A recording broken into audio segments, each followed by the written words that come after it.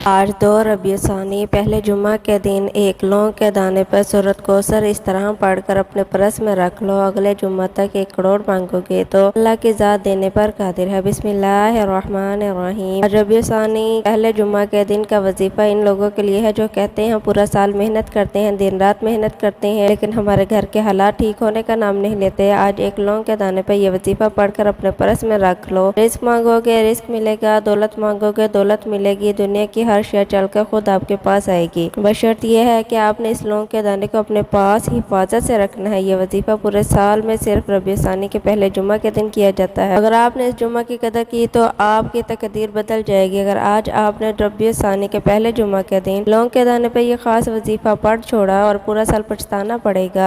فیصلہ آپ نے کرنا ہے۔ آپ 1 سال غربت میں، تنگ دستی میں، پریشانیوں میں گزار سکتے ہیں تو آپ اس وظیفے کو چھوڑ سکتے ہیں۔ اگر آپ اللہ کی رحمت برکتیں سمیٹنا چاہتے ہیں، راتوں رات امیر و کبیر ہونا چاہتے ہیں، ارجنٹ اپنے ہر مقصد میں کامیابی کو یقینی بنانا چاہتے ہیں تو پھر آج دنیا کے تمام کام چھوڑ دیں۔ یہ تمام رشتہ دار دنیا والے کبھی مشکل میں کام نہیں آتے تو اللہ کریم کام آتا ہے کہ کیوں نہ آج اللہ کی ذات سے مانگا جائے، کیونکہ جب کسی خاص قبولیت کی گھڑی میں کسی خاص وظیفے کو اللہ والوں کے بتائے گئے طریقے سے پڑھا جاتا ہے تو پھر مانگنے والے کو مانگنا نہیں پڑتا، دنیا کی ہر شے چل کر خود آتی ہے۔ بد قسمت ہے وہ بندہ جو ربیع ثانی کے 2 تاریخ پہلے جمعہ کے دن 1 لونگ کے دانے پر یہ خاص وظیفہ نہیں پڑے گا۔ اس وظیفے کی سب سے بڑی تاثیر جو مجھے پسند ہے، یہ چند مہینے نہیں بلکہ پورے سال کا فائدہ دے سکتا ہے۔ بس لونگ کے دانے کی حفاظت آپ نے کرنی ہے، یہ آپ کی ذمہ داری ہے۔ یاد رکھیے گا کہ ربیع ثانی کی 2 تاریخ پہلے جمعہ کا دن یہ بڑی مراد کا دن ہے۔ جمعہ کا دن بڑی فضیلت اور برکت والا دن ہے۔ ربیع ثانی کے پہلے جمعہ اور تقدیر کے فیصلے ہوتے ہیں۔ آج اگر کوئی بندہ اپنی پسند کا نصیب و تقدیر لکھوانا چاہتا ہے، اپنی پسند کے فیصلے کروانا چاہتا ہے تو لونگ کے دانے پہ یہ خاص وظیفہ پڑھے۔ 1 لونگ کا دانہ ہر گھر میں موجود ہوتا ہے، گرم مسالے میں پایا جاتا ہے۔ اگر آپ کے گھر میں لونگ کا دانہ موجود نہیں تو آپ کسی سے بھی لے لیں۔ 1 لونگ کا دانہ جو ٹوٹا ہوا نہ ہو، ثابت اور صاف ستھرا لے کر آپ نے سیدھے ہاتھ کی ہتھیلی پر رکھ کر مٹھی کو بند کرنا ہے۔ لونگ کے دانے پر بتائے گئے طریقے سے عمل کو شروع کرنا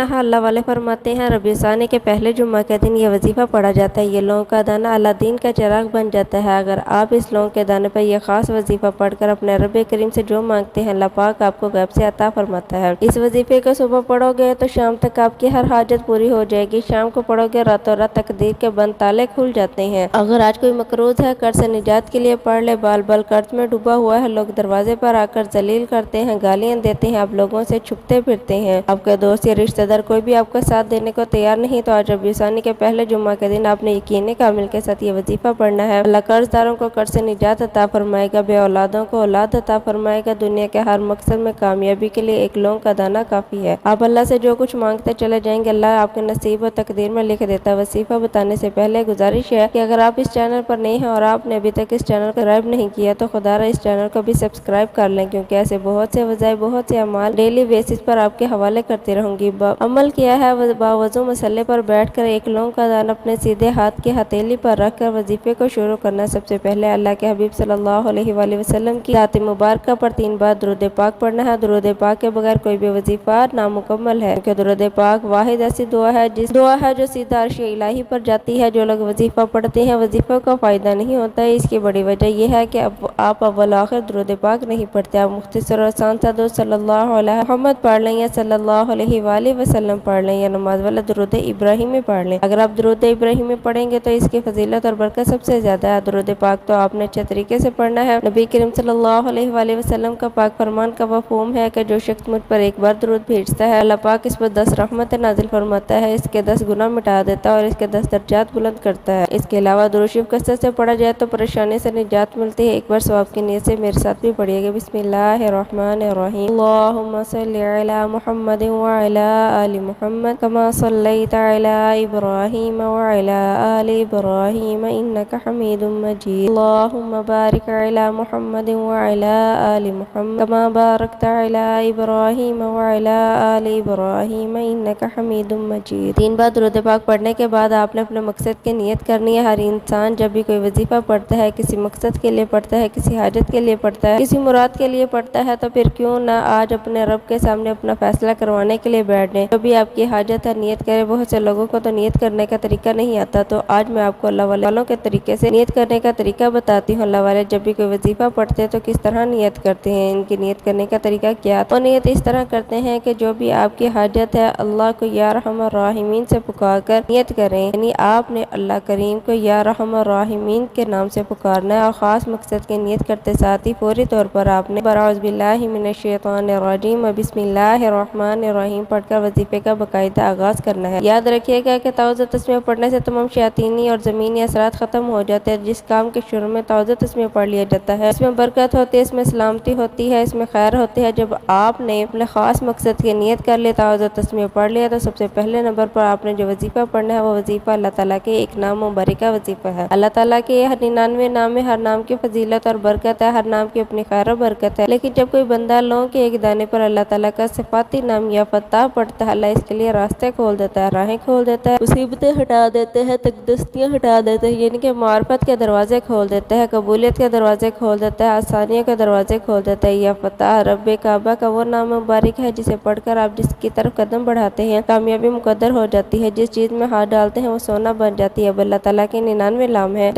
آپ نے یا فتح ہوئی کیوں پڑھنا ہے؟ اس کی وجہ یہ ہے کہ یا فتح کا رب کعبہ کا وہ صفاتی نام ہے جس کی قسم خود رب نے کھائی ہے۔ اللہ فرماتے ہیں قسم ہے مجھے اس نام کی یا فتح کی، جو شخص یا فتح پڑھ کر اپنے رب سے جو بھی مانگے میں اس بندے کی ہر حاجت کو پورا فرماؤں گا۔ اب یہ قسم نہ آپ کی ہے نہ میری ہے، یہ قسم اللہ کی۔ اللہ نے قسم کھائی ہے کہ آپ یا فتح پڑھ کر جو مانگیں گے میں آپ کو عطا فرماؤں گا۔ آپ نے یا فتح کو کیسے پڑھنا اور کتنی بار پڑھنا ہے توجہ کیجیے گا۔ یا فتح 1 بار ہو گیا، یا فتح 2 بار ہو گیا، یا فتح 3 بار ہو گیا۔ اسی طرح سے آپ ہاتھوں کی انگلیوں پر پڑھ لیں یا تسبیح کے دانوں پر پڑھ لیں، آپ نے 11 بار پڑھنا ہے۔ یا فتح کے پڑھنے کے دوران آپ کسی قسم کی بات نہیں کرنی۔ اور یا فتح پڑھنے کا فائدہ ہے جتنا مانگو کہ اللہ پاک سے، اللہ پاک اتنا عطا کرتا چلے جائے گا۔ آپ نے 11 بار یا فتح پڑھ کر لوگوں کے دانے پر پھونک مارنی ہے۔ پھر اس کے بعد آپ نے دوسرے نمبر پر جو وظیفہ پڑھنا ہے وہ وظیفہ رزق اور دولت کا وظیفہ ہے۔ یہ ایسی قرآنی صورت ہے جو ہر کسی کو آتی ہے۔ یہ قرآن پاک کی سب سے چھوٹی صورت ہے لیکن اس کے کمالات بہت زیادہ ہیں۔ یہ 3 آیات پر مشتمل صورت ہے، اسے رزق اور دولت کا وظیفہ کہا جاتا ہے۔ لوگوں کے دانے پر یہ صورت پڑھنے والا اپنے رب سے جو مانگتا ہے، جتنا مانگتا ہے، جیسا مانگتا ہے، اللہ پاک جھولیاں بھر بھر کر عطا فرماتا ہے۔ جب کعبہ سے رزق مانگنے کا وقت ہے، خزانے لوٹنے کا وقت ہے۔ ایک وقت وہ ہوتا ہے جب بندہ اپنے رب کے پاس مانگنے جاتا ہے، مسجدوں میں جاتا ہے، ٹھوکریں کھاتا ہے، وسیلے دیتا ہے، بڑے بڑے اعمال کرتا ہے، حج اور عمرہ پر چلے جاتا ہے۔ لیکن ایک وقت وہ ہے جب رب دینے پر تیار ہو جاتا ہے اور جب جیسے چاہتا ہے انسان کو عطا فرماتا ہے۔ ربیع ثانی کی 2 تاریخ پہلے جمعہ کے دن وہ قبولیت کی گھڑیاں ہیں کہ آج پورا دن پوری رحمتیں بارش کے طرح برس رہی ہیں۔ آج بڑا خوش قسمت دن ہے، وہ بندہ بڑا خوش قسمت ہے جو اللہ پاک کے سامنے ہاتھ پھیلائے اس وظیفے کو پڑھے گا۔ آج آپ کو یہ وظیفہ پڑھنے کی توفیق ہو جاتی ہے تو سمجھے اللہ پاک آپ چنے گئے بندوں میں شامل کر دیا۔ اللہ پاک نے آپ کو چنا ہے تو آپ نے یہ وظیفہ پڑھنے کی توفیق ہوئی ہے۔ آج اس وظیفے کو کسی صورت مت چھوڑیے کیونکہ آج اللہ کی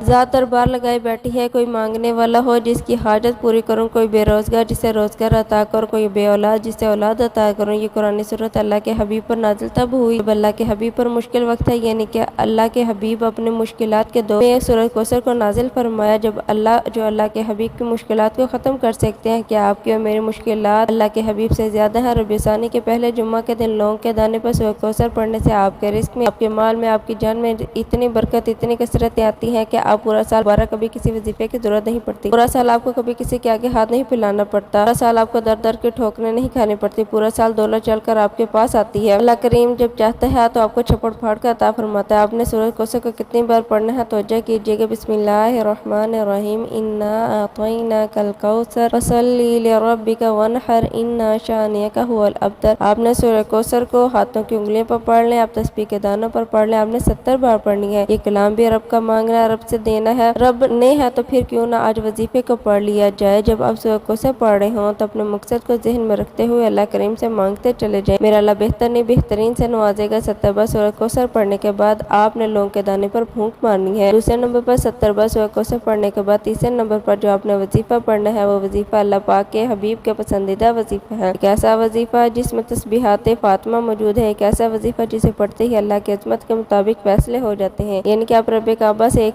1 لاکھ مانگتے ہیں، اللہ اپنی عظمت کے مطابق 70 لاکھ عطا فرماتا ہے۔ 1 کروڑ مانگتے ہیں، 70 کروڑ عطا فرماتا ہے۔ اللہ فقیروں کو بادشاہ بنا دیتا ہے۔ ربیع ثانی کے پہلے جمعہ کے دن لونگ کے دانے پر یہ اعمال جس گھر میں پڑھ لیے جائیں، اس گھر کا بچہ لاکھوں نہیں کروڑوں کروڑوں نہیں ارب پتی ہو جاتا ہے۔ اس عمل کے اتنے فیض و برکات ہیں، اللہ والے فرماتے ہیں جس گھر میں یہ وظیفہ پڑھ لیا جاتا ہے اس گھر میں اللہ کے نوری فرشتے آتے ہیں، غیبی مدد کر جاتے ہیں۔ اس کے ساتھ ساتھ آپ کے ہمسایوں کو بھی اتنا بڑا فائدہ ہوتا ہے۔ یہ ایسا کلمہ ہے جس میں اللہ کی بڑائی موجود ہے، اللہ کی تعریف موجود ہے، کلمے کے اتنے معجزات ہیں، اتنے کمالات ہیں۔ اگر آپ اس وظیفے کو پڑھنا شروع کریں تو دنیا کی ہر شے خود چل کر آپ کے پاس آئے گی۔ تیسرا کلمہ ہر ایک کو آتا ہے، اس طرح کلمہ پڑھنے والا مستجاب دعوات ہوتا ہے۔ اللہ والے فرماتے ہیں لونگ کے دانے پر تیسرا کلمہ پڑھتے ہوئے آپ کے قریب ایک فرشتہ مقرر ہو جاتا ہے، پھر آپ اپنے رب سے جو مانگتے ہیں اللہ آپ کو نصیب و تقدیر والا لکھ دیتا ہے۔ تیسرا کلمہ آپ نے کیسے پڑھنا اور کتنی بار پڑھنا ہے توجہ کیجیے گا۔ سبحان اللہ والحمد للہ ولا الہ الا اللہ واللہ اکبر، ایک بار ہو گیا سبحان اللہ والحمد للہ ولا الہ الا اللہ واللہ اکبر، دو بار ہو گیا سبحان اللہ والحمد للہ ولا الہ الا اللہ واللہ اکبر، تین بار ہو گیا۔ اسی طرح سے آپ ہاتھوں کی انگلی پر پڑھ لیں، آپ تسبیح کے دانوں پر پڑھ لیں، آپ نے صرف 7 بار پڑھنا ہے۔ تیسرا کلمہ 7 بار پڑھتے ساتھ ہی ساتوں آسمان اور زمین کے خزانے آپ کے مقدر میں لکھ دیے جائیں گے۔ اللہ آپ کو وہاں سے عطا فرمائے گا جہاں سے بندے کا گمان بھی نہیں ہوتا۔ آپ اس وظیفے کو پڑھ کر اس کی طرف قدم بڑھائیں گے، کامیابی مقدر ہو جائے گی، جس چیز میں ہاتھ ڈالیں گے وہ سونا ہو جائے گی، وہ جو ساری عمر نہ مل سکا اور تیسرا کلمہ پڑھتے ساتھ ہی مل جائے گا۔ 7 بار تیسرا کلمہ پڑھتے ساتھ ہی آپ نے لونگ کے دانے پر پھونک مارنی ہے، پھر آپ نے آج کا چوتھا اور آخری وظیفہ پڑھنا ہے۔ آخری وظیفے آپ نے اللہ تعالیٰ کے 2 نام پڑھنے ہیں جسے پڑھتے ساتھ ہی اللہ آپ کو غنی کر دے گا۔ اللہ کا غنی کرنا یہ ہے کہ جب وہ دیتا ہے تو چھپڑ پھاڑ کر عطا فرماتا ہے۔ ہر انسان چاہتا ہے کہ میرے پاس اتنا پیسہ ہو، میں اپنی خواہشات پوری کروں۔ آپ فقیری سے بادشاہ ہونا چاہتے ہیں، آپ اپنی غربت سے نجات چاہتے ہیں تو لونگ کے دانے پر یا غنی یا مغنی پڑھ کر دیکھیں۔ یہ دونوں اللہ کے صفاتی نام ہیں، لیکن انہیں پڑھنے والا غنی ہو جاتا ہے، انہیں پڑھنے والا اللہ کے فیض و برکات سے مالا مال ہو جاتا ہے، اللہ کے رحمت و برکتوں سے مالا مال ہو جاتا ہے۔ آپ نے یا غنی